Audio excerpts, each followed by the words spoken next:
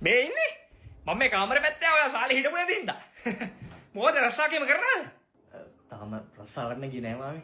එහෙම බෑ ඉතින් ඈ ඩිග්‍රී ඉවර කරපුවම රස්සාව වලට යන්න ඕනේ. අපි නම් අවුරුදු 20න් තමයි රස්සාවකට ගියේ. දැන් මේ තත්ත්වයේ ඉන්නේ අද 20න් නම් සල්ලි හම්බ කරපු හින්දා. කසාද එක්ක එහෙම බඳින කල්පනාවක් නැහැ. ඕ තාම එහෙම නෑ.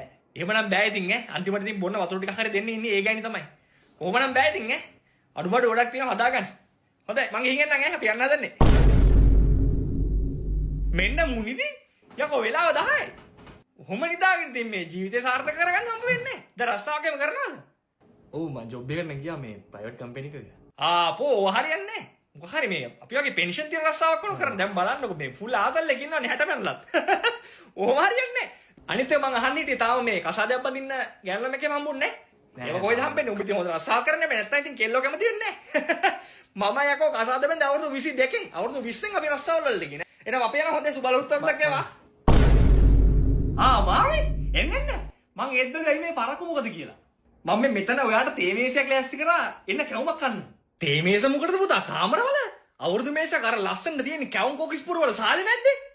ඒක උඹට තේරෙනවද? එහෙනම් මොන ලබ්බ කරද ඔය සාලේ තේ මේස තියන්නේ උඹේ කාමරස්තරින් ගන්නෙන්නේ? පුතා පාඩුවේ කැවුමක් කන් හිටපන් ඔය සාලේට වෙලා. උඹට තේරෙන්නේ නැද්ද මම උඹ හම්බ වෙන්න කැමති නෑ කියලා. මම උඹ හම්බ වෙන්න කැමති නම් මම සාලේ ඉන්න උඹත් එක්ක වාඩි වෙලා. මම කාමරේ ඉන්න මිනිස්සු අඩුපාඩු හොයන ඉන්න. ඔයාලා මට මේකේ පාඩු වෙන්නත් දෙන්නේ. එහෙන් කවුරු කාලා මෙහෙන් ඉන්න මාත් එක්ක කියව ඉන්න.